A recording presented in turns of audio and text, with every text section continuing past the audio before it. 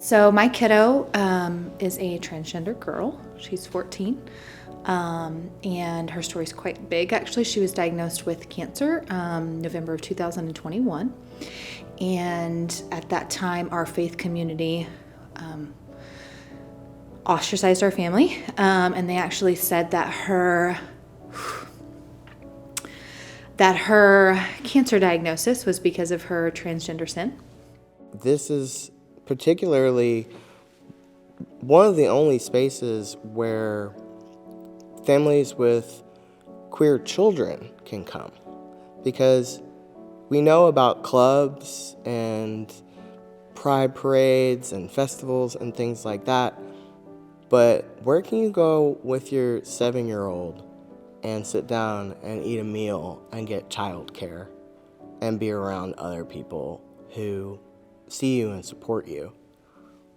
That's what we're doing in Queer Collective. To me, it's every time we do potluck, we're doing communion.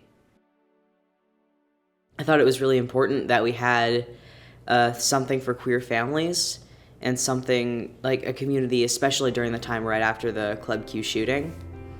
I thought it was really beneficial, and I started really enjoying it as I went. I met more queer teenagers that I wouldn't have met because they go to other schools, they live in different parts of the state. Our paths would not have crossed otherwise, and I'm good friends with them. I just feel more like myself and more loved and more at home when I am with the people of the QC than when I am not. I'm more outgoing instead of staying in my room all day reading books. More than half of us come from a religious Christian tradition, and whether we're reconstructing, deconstructing that or not, we have some work to do together. Maybe everyone in the queer community has some level of experiencing religious trauma, where religious institutions have shamed them or ridiculed them or isolated them for their identity.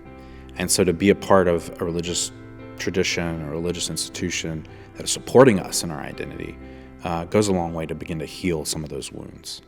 I think for someone like me that has experienced that level of pain from someone that said that they believe in the Bible, because it was really hard to separate the face of the people that caused so much pain from the face of God, to be honest.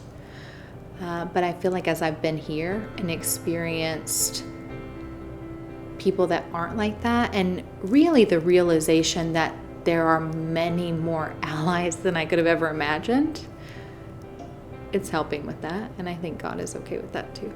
I have been boots on the ground throughout this change, and I have seen a huge change within our denomination that I'm very, very proud to be a part of. And 1001 is a good example of enacting that change in a really tangible way. We're still having a monthly potluck. We're having at least a monthly parent night. We're doing something fun. Then we've got our Spiritual Explorers group, and that's not even anything else that's happening in the community that we are like, hey, everybody should go to that. And so we're doing a lot. These are the people that I love. When we get it right and it's beautiful. And we've all got a say in the process.